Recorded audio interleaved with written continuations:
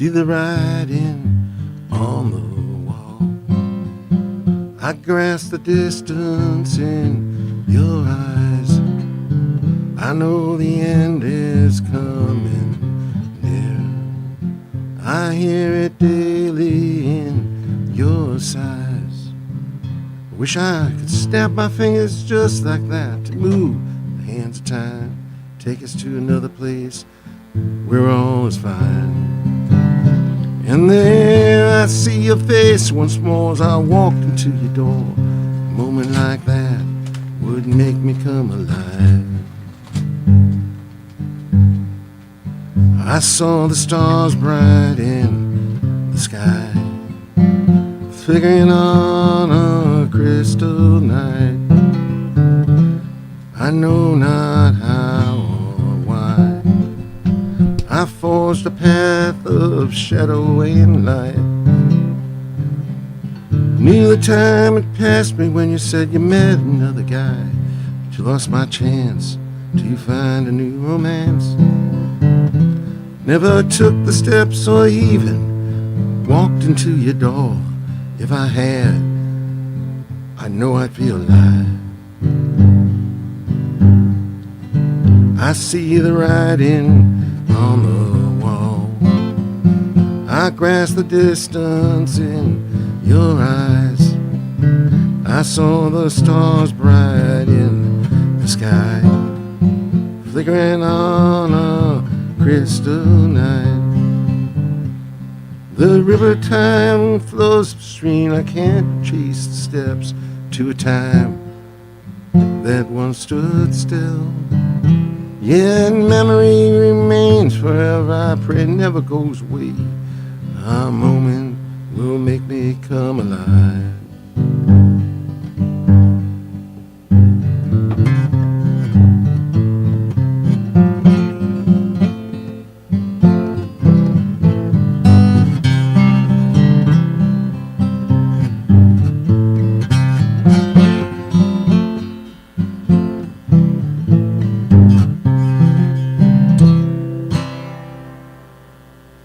Happy Thursday. Happy Acoustic Thursday at Studio 51 on WNHH-FM.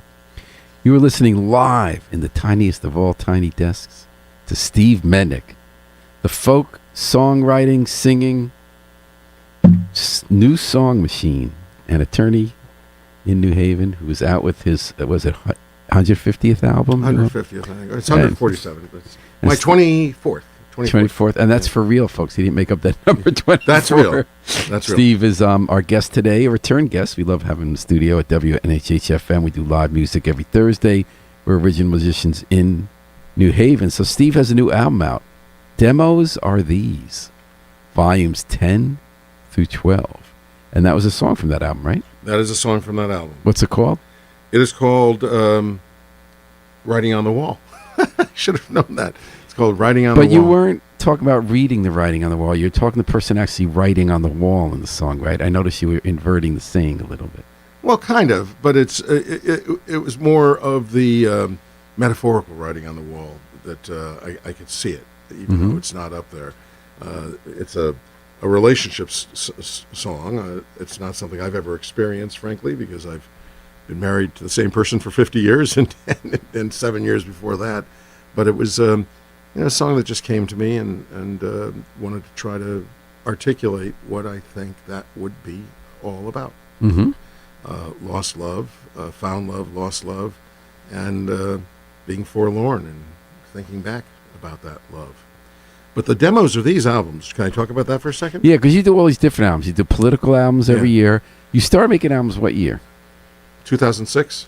And you've put out how many again? 24 plus a compilation album. Whoa. Yeah. Wow. Yeah. Do you just crank them out while you're working full-time as an attorney, writing charters for towns across the state? Yeah, don't tell my clients I'm doing this while I'm representing them, but there's not a day that goes by where I don't write. When I'm where did I write that song? Well, I wrote that at home. I wrote that at home last November, but I write on my walks in the morning very often. How do you write? Do you bring a phone that Well, I have my phone, but but the writing is more in your head. In my head. So John Prine used to say when he was starting out, he was a postal worker, and he'd run home and have all these songs he's writing in his head and write them down really fast before he lost them. Well, I have my phone, and if I do have lyrics, I can either speak them into the phone or I can play a melody into a recording device I have in the phone. But it really is a wonderful place where ideas come up. I mean, I had a song a long time ago that I wrote about this young couple that I saw one morning, and the song blossomed from, boy, they look really happy. It's Sunday morning, and we know what they were doing the night before. They were together the night before. But is this a long-term love, or was it just a one-night stand?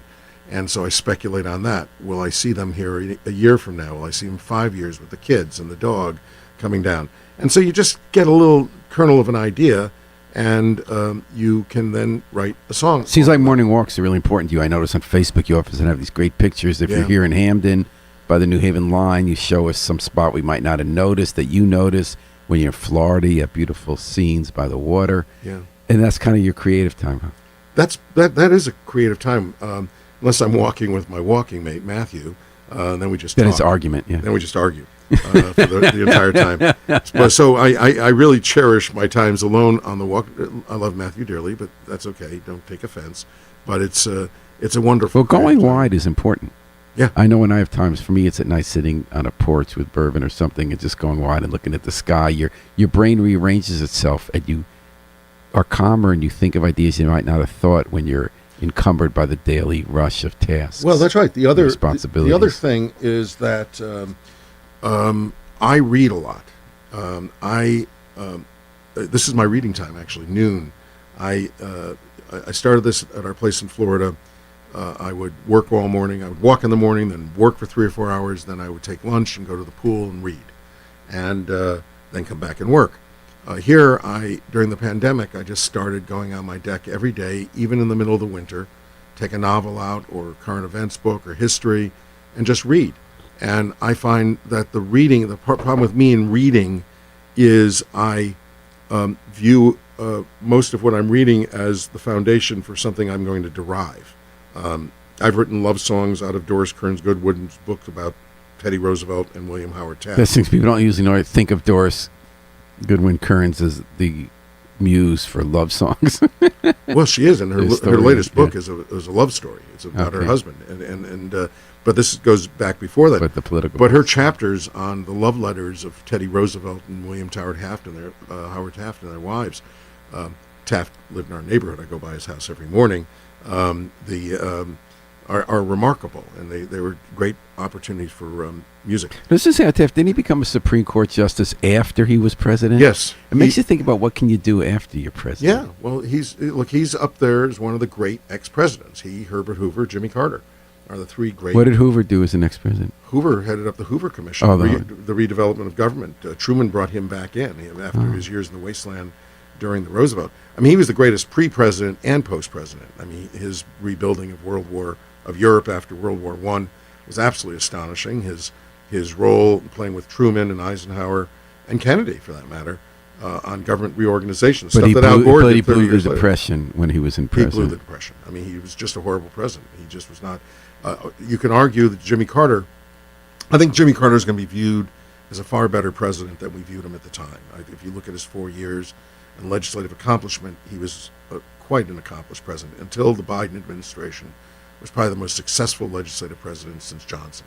And people don't remember that because it was the norm. And so we didn't think he was as good as he could have been.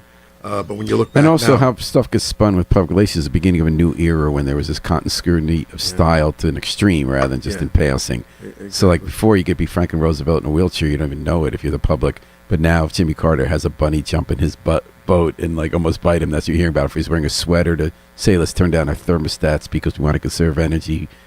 Yeah, you know, and we also became much more style. judgmental. The Christian right was developing during that period of time. But I think what Harry just posted, everyone does believe he's a better person than president because he's been quite a remarkable ex-president in promoting peace around the world and helping people. So, Steve, you do this series of albums. So a lot of your albums are about politics. They have a theme. You have a series called Demos Are These, which originally I thought was politics because it's written as one word, which made it seem like some kind of Greek word from demos, which might be pop person. But you started making this series of albums in the pandemic in 2021. And you've remarkably written 60 songs just for these, and that's not all the songs you've written in the past 3.5 years. No. How do you turn all these, and what's the theme of these? There is no theme. They're all over the place. There are some political songs in there. There are songs that are love songs. There are songs that what makes it a defined series? What makes it different well, from the defined the series, 06? here's the thing that defines it. The idea of demos are these was the demo part of it, being I am not the greatest musician in the world. I have some terrific people that work on my albums.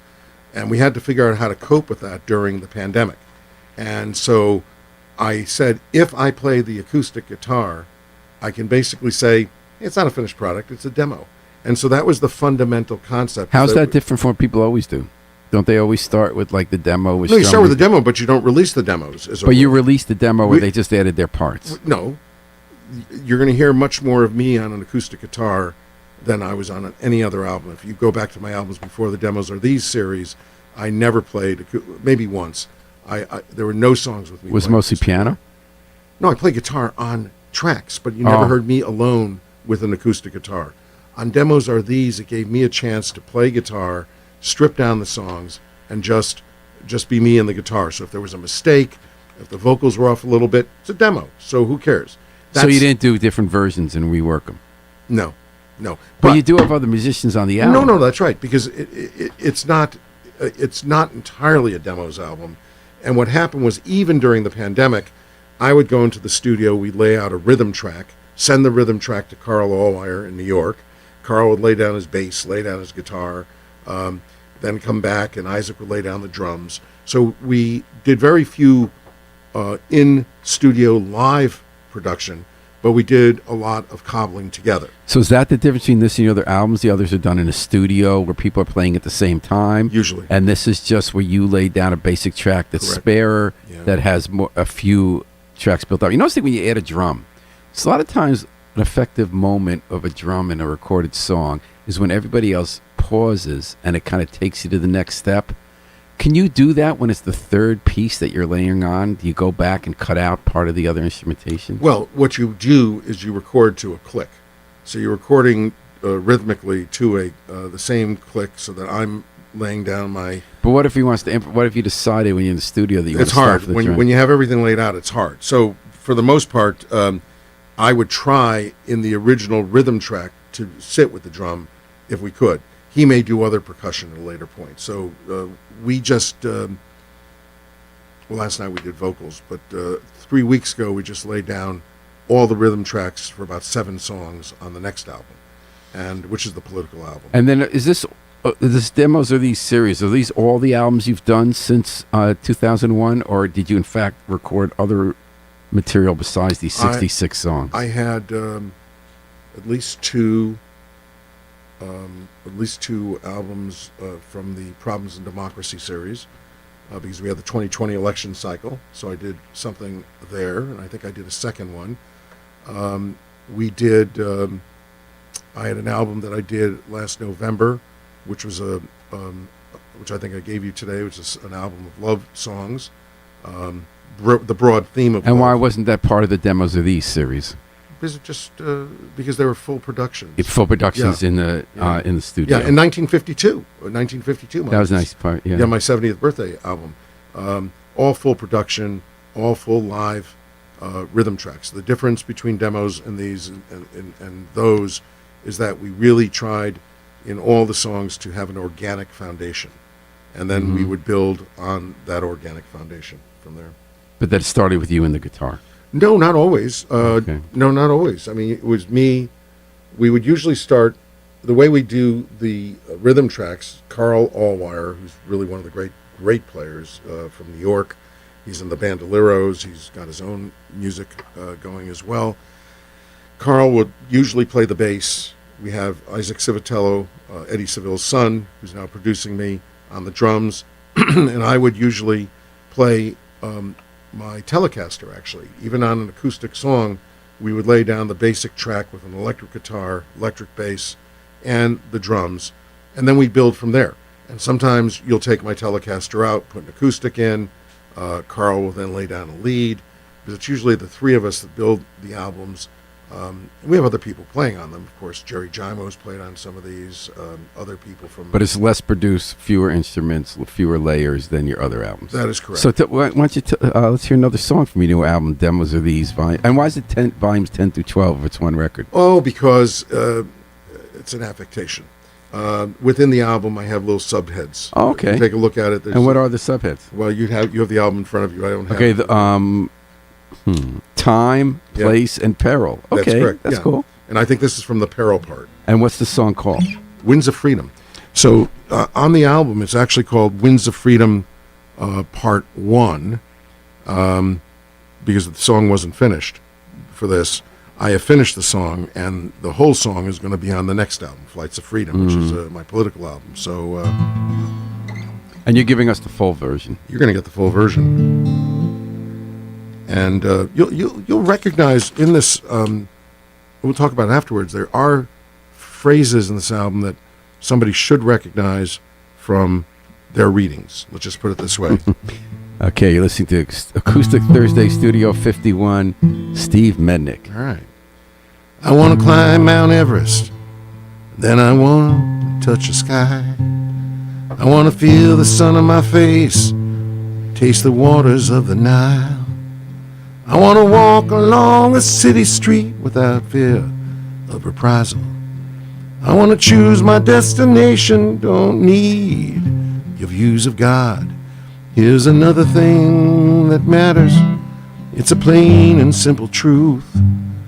I want the winds of freedom for both of us, me and you. I want to breathe the air around us, bathe in the morning dew. I want the winds of freedom to push or pull us through.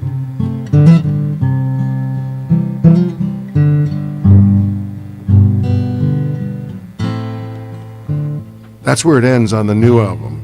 Oh. And then it goes to the next part. I want these truths to be self-evident, that all of us are equal. I want the same rights for all my friends and people. I want our voices to be heard, not lost to dissonant jabber. I want to trust the words I hear, the words that really matter. Here's another thing that matters, it's a plain and simple truth. I want the winds of freedom for both of us, me and you. I want to breathe the air around us, bathe in the morning dew. I want the winds of freedom to push or pull us through.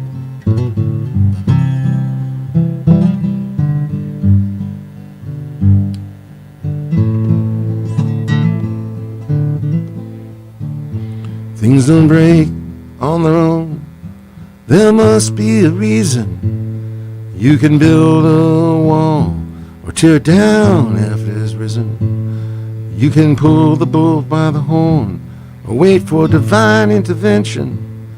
Look ahead, we ain't looking back. I want to feed 3 parched travelers under the shade of a tree.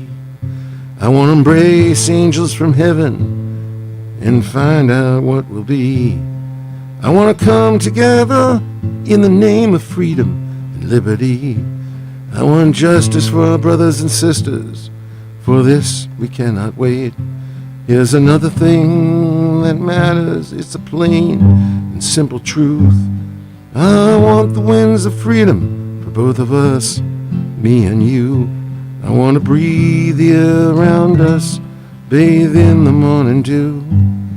I want the winds of freedom to push or pull us through.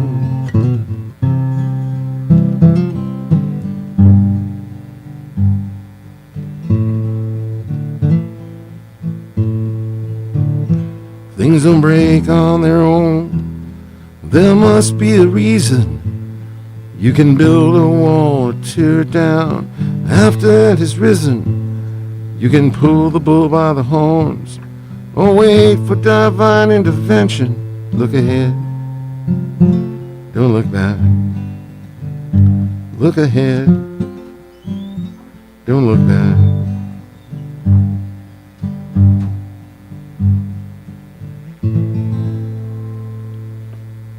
The Winds of Freedom. Yeah, the Steve Winds of Mednick Freedom. playing live in the WNHH studio Yeah.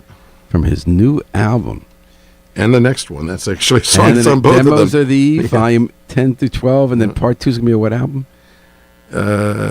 It's called, what's it called? It's called, So we'll find out when it comes out. When's no, it no, coming out? it's Flights of Freedom. Oh, wait. Flights of Freedom.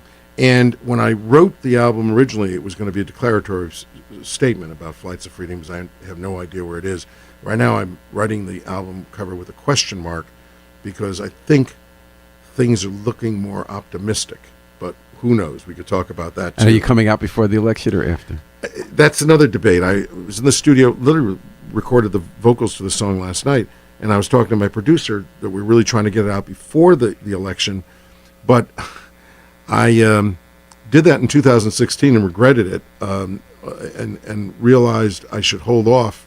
And we had to actually change things on the 2016 album because Hillary lost. So I wanted to capture what happened in the election. So I think we're going to have most of it done, and it'll probably come out after the election, just in case there's something I need to write that kind of finishes the story, because we don't know what the story is at this point. Are you feeling confident that Kamala Harris is going to win? Yeah, I feel pretty comfortable. Wow, I don't understand that. I understand where it's coming. I understand why people feel so much more excited if you're for the Democrats, because there was no chance of winning under Biden. Kamala Harris. Well, I disagree with that too. But Well, very little. But Kamala Harris, since she came in, there's all this energy. It's a tied race. She brought up the numbers in every way. She's performing well. But still, it is a tied race. And in 2016, when you wrote that album, Hillary Clinton was much further ahead in the polls than. and so was Biden 4 years ago. So what's that? I think Where's the overconfidence come from? I'm not Steve? overconfident. No. Well, you are if you're. No, I'm not overconfident. I'm confident. I think that we can win, and I think we will win. I think we're going to win in states. I think she's bringing in states that were not competitive even 4 years Agreed, ago. but I mean, before Biden dropped out, New York was in play. It was I down to don't 8 think so. pounds. That was New just- Jersey was tied. You don't believe in the yeah. polls, I think the polls are hard to read right now. but they've never been They don't- against Trump. that favors Trump, actually, in some Yeah. ways. But I think she's going to energize new populations that were not necessarily Yeah. energized prior to this time. And deep down inside, and this may be the idealist in me, I just don't believe we're going to elect a convicted felon. So you said we're not going back or turning back in the song. We ain't going back. We ain't going back. So that was that very consciously the Kamala Harris. It was before that. There's what's very interesting about the So freedom. you wrote that before she started using that line. Yeah. Well, I also have a song that on the new album, Demos Are These, Try Saying That to My Face, Yeah. which you may play later, my retort to Jason Aldean. I have used the word freedom a lot over the years. I recently approached a good friend of mine, a musician locally, with the idea of doing a concert for freedom. I think this is even before Kamala Harris was the nominee. Biden was still the candidate. And I thought that maybe we could bring local musicians together and we could raise money for not-for-profits, for different organizations that deal with important issues in our community in New Haven. And I said, but the title would be The Concert for Freedom. And he looked at me and he said, isn't that kind of a right-wing word, freedom? And I said, they're not stealing that word from me. That's not, I don't view it as a right-wing word. I do see what they're talking about, the Freedom Caucus in Washington. And I think Kamala Harris has embraced the word as well. Well, that's so I'm conscious. thrilled. So since Harris started running, Yeah. they said, we're going to use the word freedom to talk about abortion or Yeah. talk about being able to go to the bathroom. You want to go to the bathroom and be, transgender. So they've consciously done that. But you're saying that before they consciously did that, you had been working on a political album about using the word freedom, saying we ain't going back. So now you're working on this album. You're trying to decide, do you release it before the election? But you're looking back to 2016 when the script didn't play out quite like you thought. Yeah. So now you're going to hold back just in case. I may. Yeah, I may. I mean, the songs are all written. The songs are all being recorded. We have a final session on rhythm tracks next Friday. So most of it will be done, but the way these things get produced, by the time it came out, it'd be the end of October. And so my thinking on it was, just wait. Your album is not going to have impact on the election.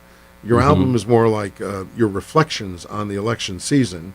So just hold off and release it in November, and you can then tell the story as you understand it by then. Now, of course, if she wins and you have the loser going to court and leading Rebellion number 2. Yeah, rebellion number 2, whatever you want to call it, insurrection number 2, all bets are off because you could still be in the election cycle for all you know at that point. And we're still in the 2020 election cycle. Well, I mean, the other night he couldn't even agree that he had lost that election. I mean, I just don't believe in the end that that people will. Well, the majority will not vote for him under any circumstance. Well, I think if he loses, I think it's not going to be like last time because they're more ready for it. They're planning. They got. And he's not the incumbent president, right? So he can't use the military. And also, I think people are tired of Trump. That doesn't mean he's going to lose because I think they agree with him more than they agree with Harris on some issues. But I think they're just tired of himself because that happened last time. He lost. They got tired of him, and then when they started to search his premises and arrest him, people got interested in him again. I mean, he wasn't on Fox for like 6 to 8 months until that search warrant. So I do think if he loses the election, people are tired of him. Because his routines aren't working at the debates. Even when Biden lost that debate, Trump's numbers were not positive. People didn't like to listen to him ranting about the last election. If Biden had simply been coherent and mundane, he would have won that debate because Trump would have been Trump. Yeah. No, there was nothing great about Trump's performance in that debate. There was something frightening about President So, Biden's. Steve, where are you going next? You got another album coming up. Got another album coming up. I'm working on the next 2 albums, and because we have so many songs that were left from prior albums, I've decided to kind of put them into. How many do you write a year? My wife just asked me that last night. I write a lot a year, but I only put out maybe 1 or 2 a year. But how many songs do you write a year? Say 30? No. 60, 70. You write 60, 70 a year. So you write more than 1 a week. Easily. Do you go back a lot and rework them? Yes. Oh, absolutely. I have a whole series of songs. I mean, I have about 600 song titles and songs that are written. I've only released 230, I think, or 330, and over the years. So I still have 3 or 4. And you came to this late in life. You're 72 now? I'm 72. I started this when I was 50. Wow. Yeah, no, it's been. I mean, you had played music before when you were young. You used to go to Gertie's Folk Village and stuff. I used to play as a kid. Folk City. I have a Martin 12 that I bought in 1969 for $750, which was a lot of money.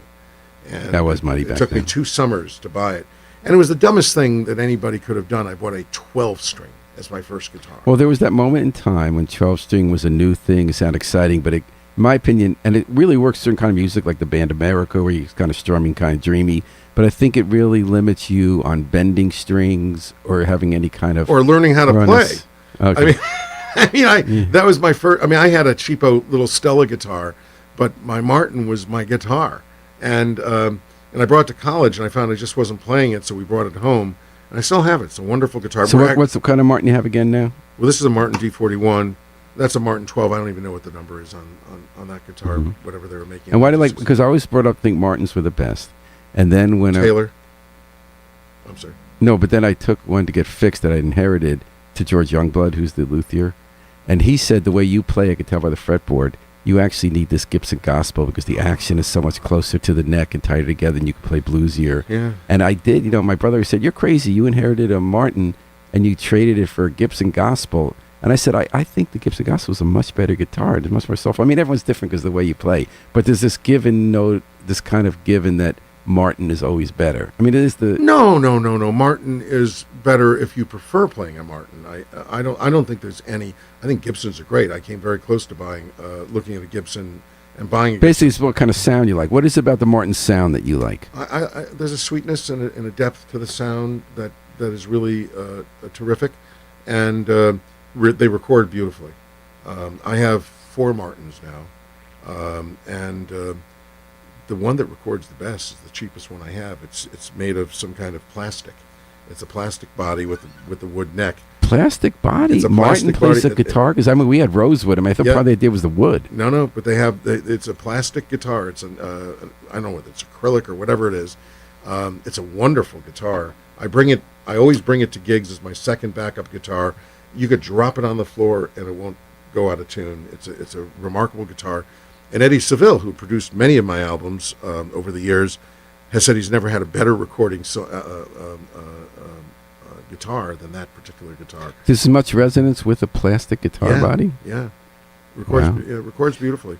So what song are you gonna play for us next from your new album demos of these? Well, this is a song that I actually just wrote recently, so I didn't bring any other songs from the album. You could play a few on the CD if you want, but this is a one that I just wrote that I thought would be pertinent to where we're going right now. What's it called? It's called "We Won't Go Back." There you go. And is this going to be on the next album? This will be on the next album, and "We Won't Go Back" is taken from the Vice President's speech. If she loses, are you going to keep the song on the album? Absolutely. Because we still won't go back.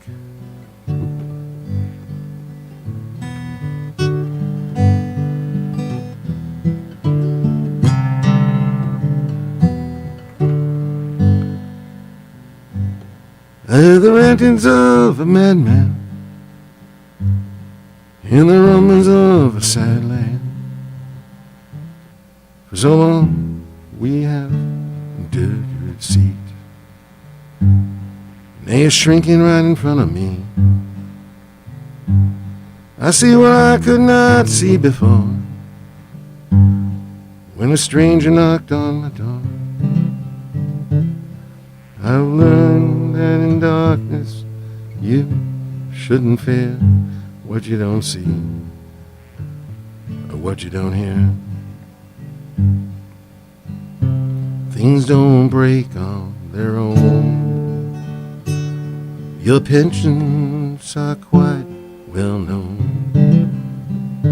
The house of glass was shattered by stones. Shiny bright objects lay still on the ground.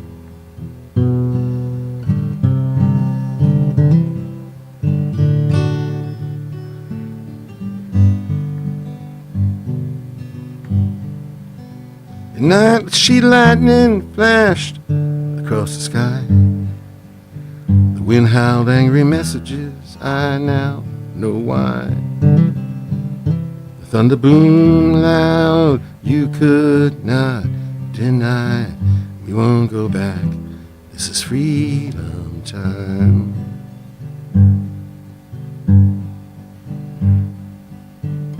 Oh my, oh me, we've been played like fools. We fell for a scam, although we knew the truth. Let's reclaim our heartland, leave mayhem behind. Let's soar to the heavens and see what we find.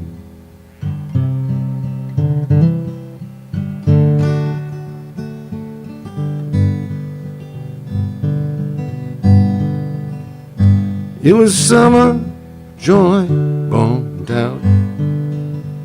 It took a while to figure this out. Sometimes the truth is all that it takes. A lie's a lie. It's time to escape. Is this a flight of freedom, or will it remain? Are we living in the past or building a new glory day? It's time to keep the faith, look deep in our souls. Happy warrior is calling us home. We won't go back, this is freedom time. Embrace our roots, throw out their lies. We won't go back, can't relive the past. Let's stand together, make these moments last. We won't go back.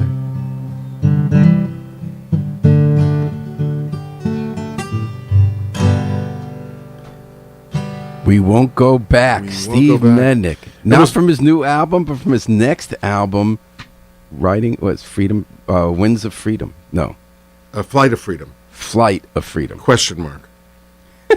Flight of Freedom? It was pretty definitive, and I've turned it into question mark because I feel less definitive that freedom is flying away. But you'll have time to change the title. I will have time to change the title. Will it have the question mark if Karis wins? No, I may have to change the title if she actually wins. So, well, Steve Mednick, freedom has not flown. Pouring out more than a song a week since for 22 years. Jeez, not 22 years. You said you were 50 now. I started recording in 2006. So, I started doing this, Wow. When I turned 50, I started playing. My best friend from childhood wanted to reorganize our band from elementary school, from 8th grade, and we did it for our 50th birthday, his 50th birthday, and that forced me to come to grips with the reality that I hadn't touched an instrument in 20 years. I was busy being an elected official and an attorney, and so. And your heart was in the music. I think my heart was always in the music. Even when I was an alderman, I was the representative to the Cultural Affairs Commission. Delivering the proclamation to Bob Dylan at Toads in early 1990. I didn't quite get there. I told you that story. Yeah, you didn't bring it back because you thought he'd think you were nerdy, which I don't agree with. I'm not sure. I think he would have been honored to get a proclamation from the city of New Haven. I don't know. Sammy Gadenson told me that he thought that Dylan would have thought I was a nerd, and I kind of panicked and gave it to one of the roadies. That was a great night, that Toads concert. It was a great concert. That was really played the whole album of his whole set list, including most of Oh Mercy, 3 times in one night with the G.E. Smith Band. Political World. He played Political World 3 or 4 times that night. Yeah, that was hilarious. It was a great. But my memory most is of him playing Bruce Springsteen's Dancing in the Dark, standing out in the center, spreading his arms wide with electric guitar and trying to be Bruce Springsteen. I thought that was pretty funny. Now Dylan is Dylan. So So Steve Mednick, congratulations on your next album. Thank Looking you. forward to another one coming out, because this just came out, right? Yesterday. And yet you have another one coming out right after the election. Yeah, I mean, it's like journalists don't go to sleep and not pay attention to what's going on day to day, so I've got to do that.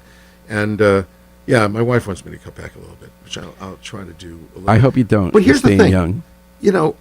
I talked to I won't name names. I don't want to be a name dropper, but I was at a funeral in Los Angeles, and a very famous singer was there, and my aunt said, you guys have to talk. Oh, the aunt who did the radio show where that guy used to radio perform. Show, yeah, I know. Yeah. So So he and I go to talk, and he says to me, "Gee, Steve, you've done like 6 albums in 3 years. This is many years ago, or 4 years, or whatever it is." He said, "I've done like 14 albums." I said, "But you started when you were 16." And he has a Grammy, right? He's a big Grammy. He's in the Rock and Roll Hall of Fame. This guy's in the Rock and Roll Hall of Fame.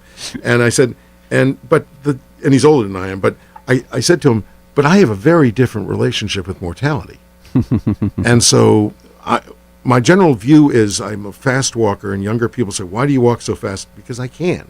And someday I won't be able to. So I just do. I love that. Yeah. You're a busy guy. So Yes, Steve Mednick, sure, thanks for coming on Acoustic Thursday, Thank you. Studio 51. Thanks to Harry Jaros, the Thank you, Harry. greatest of all time studio manager. Instead of taking it out with the Afro-Semitic Experience, I'd like to take it out with a recording of an electric track on Steve's new album. The demos are these.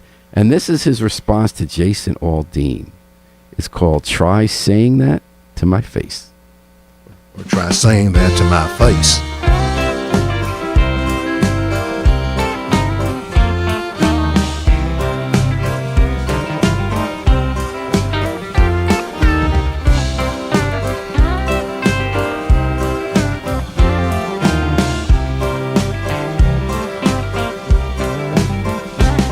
Why you cry about history books? Because they hurt your children's feelings. Your friends can read the Bible as they fill their veins with sky. You pray to an orange wizard to down the doors of the Capitol. Laugh at those with an education. You don't really get it at all. I'm tired of these country boys singing at the side of the lynching. I'm tired of these country boys, their pathetic cries of grievance. I'm tired of these country boys, they act like disciples of Jesus.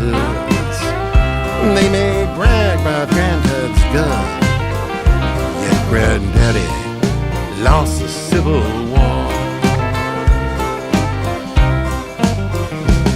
You wave the stars and bars like there was no 14th Amendment. Sing the songs of the lost cause to give meaning to your hollow past. You raise your hands in solemn prayer, meanwhile you're swilling in paranoia. Your ignorance knows no boundaries as you bow down to petty autocrats. I'm tired of these country boys defending their Jim Crow statues. I'm tired of these country boys. They act like ignorance is a virtue. I'm tired of these country boys. They are hiding in a music video. They linger in the shadows because they would wither in the heat.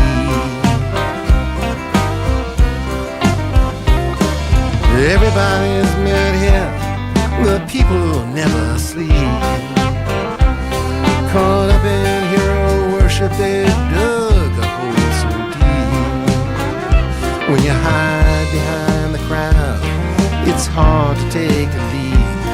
You're streaming your words, your fabrications and lies, your vile insinuations.